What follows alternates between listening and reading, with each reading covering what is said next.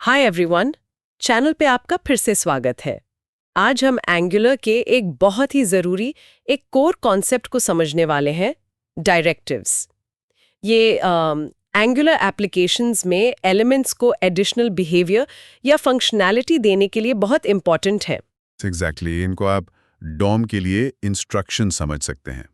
Directives angular को बताते हैं कि किसी एलिमेंट को कैसे ट्रांसफॉर्म करना है या रेंडर करना है। ये डायनामिक यूआई बनाने के लिए फंडामेंटल है। अच्छा, तो आज की चर्चा में हम देखेंगे कि डायरेक्टिव्स असल में है क्या, इनके मेजर टाइप्स कौन-कौन से हैं, फिर कुछ कॉमन बिल्ट इन डायरेक्टिव्स के एग्जांपल्स देखेंगे और हाँ, एक कस्टम एट्रीब्यूट डायरेक्टिव कैसे बनाते हैं, कोड के साथ समझेंगे। तो चलिए बेसिक से शुरू करते हैं। एंगुलर में डायरेक्टिव्स आखिर हैं क्या?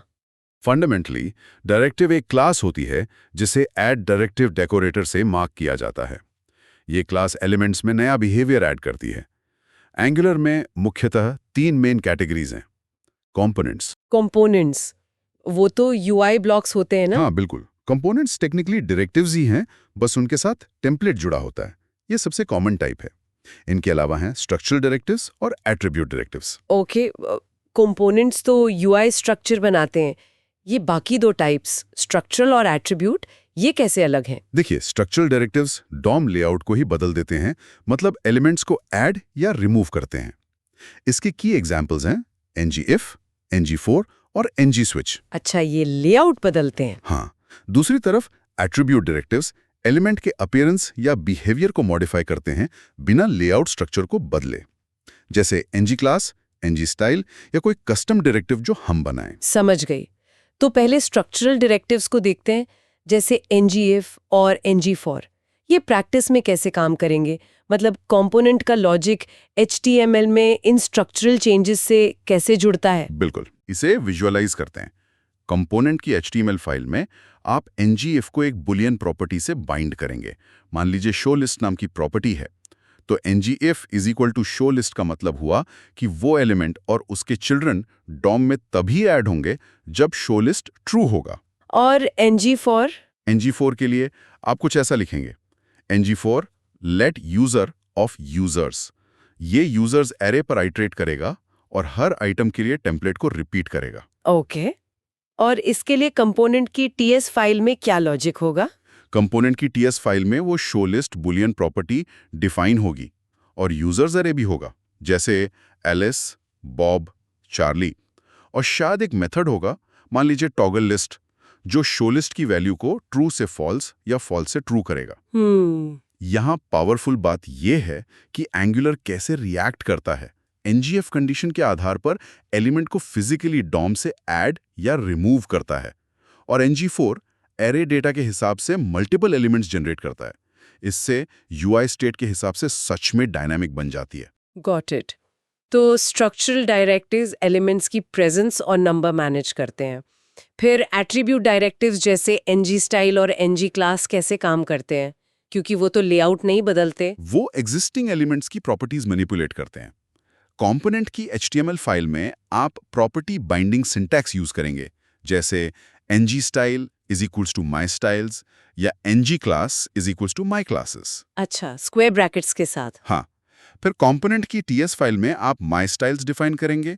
ये एक ऑब्जेक्ट हो सकता है, जैसे colour is error named red green, या फिर माई क्लासेस ऑब्जेक्ट डिफाइन करेंगे, जैसे error text is error, success text is error. तो मतलब TS फाइल में एक इज एरर बूलियन प्रॉपर्टी चाहिए होगी और शायद एक टॉगल एरर मेथड भी, और कॉरेस्पॉन्डिंग CSS क्लासेस जैसे .errorText और .successText वो कंपोनेंट की CSS फाइल में होंगी। को कंपोनेंट प्रॉपर्टीज के आधार पर इनलाइन स्टाइल्स डायनामिकली बाइंड करने देता है और ngClass कंपोनेंट स्टेट के आधार पर CSS क्लासेस को कंडीशनली ऐड या रिमूव करने का एक साफ तरीका देता है। इससे स्टाइलिंग लॉजिक कंपोनेंट की स्टेट से जुड़ा रहता है, बजाय इसके कि आप कंपोनेंट कोड में कॉम्प्लेक्स मैनुअल डॉम मैनिपुलेशन करें। ये बात कस्टम डायरेक्टिव्स की तरफ ले जाती है। मान लीजिए हमें कोई रीयूजेबल बिहेवियर चाहिए, जैसे किसी एलिमेंट को माउस हवर पर हाईलाइट करना, तो इसके लिए एक कस्टम एट्रीब्यूट डायरेक्टिव कैसे बनाएंगे? मान लेते हैं नाम है हाईलाइट। सबसे पहले एंगुलर CLI का इस्तेमाल करेंगे, ng generate directive highlight। इससे बेसिक highlight.directive.ts फाइल बन जाएगी। इस फाइल के अंदर @directive decorators सबसे की है। इसमें एक सिलेक्टर चाहिए होगा, आमतौर पर एट्रीब्यूट सिलेक्टर जैसे ऐप हाईलाइट। ऐप हाईलाइट, ठीक है। फिर आप इंजेक्ट करेंगे एलिमेंट रेफ ताकि होस्ट एलिमेंट का रेफरेंस मिल सके। और इंपॉर्टेंटली रेंडरर 2। रेंडरर 2 वो क्यों जरूरी है और माउस इवेंट्स कैसे हैंडल होंगे? रेंडरर 2 बहुत क्रूशल है क्योंकि ये डायरेक्ट डॉम मैनिपुलेशन के ऊपर एक एब्स्ट्रैक्शन लेयर देता है। इससे आपका डायरेक्टिव ज़्यादा सेफ बनता है, प्लेटफॉर्म इंडिपेंडेंट रहता है, मतलब सर्वर साइड रेंडरिंग या वेब वर्कर्स के साथ भी काम करता है, और नेटिव एलिमेंट को सीधे एक्सेस करने के पोटेंशियल सिक्योरिटी रिस्क से बचाता है। अच्छा, सेफ्टी और कंपैटिबिलिटी के लिए। और इवेंट्स के लिए आप @hostListener इस्तेमाल करते हैं। आप मेथड्स बनाएंगे जिन पर @hostListener mouse enter और @hostListener mouse leaf decorators लगे होंगे। और इन मेथड्स के अंदर क्या होगा? माउस एंटर वाले हैंडलर के अंदर आप renderer.setStyle, elementRef.native, element background color yellow जैसा कुछ यूज करेंगे, हल्का पीला रंग देने के लिए। और माउस लीव हैंडलर में आप renderer.removeStyle, elementRef.native, background colour use करेंगे, स्टाइल हटाने के लिए। रेंडरर 2 एंश्योर करता है कि ये ऑपरेशन सेफली हों। तो फिर इसे कंपोनेंट के HTML में अप्लाई करना, बस एट्रीब्यूट ऐड करना है। P आप highlight this text gets highlighted P। Exactly, बिल्कुल। ये हाईलाइट बिहेवियर को डायरेक्टिव के अंदर क्लीनली एनकैप्सुलेट कर देता है, जिससे ये पूरी एप्लीकेशन में रीयूजेबल बन जाता है। ओके, तो एक क्विक रिकैप करते हैं। डायरेक्टिव्स एंगुलर के लिए इंस्ट्रक्शंस है डॉम एलिमेंट्स को मैनिपुलेट करने के लिए। हमने स्ट्रक्चरल डायरेक्टिव्स देखे, NGF, NG4, जो लेआउट बदलते हैं। Attribute directives NG style, NG class, जो अपीयरेंस या बिहेवियर बदलते हैं।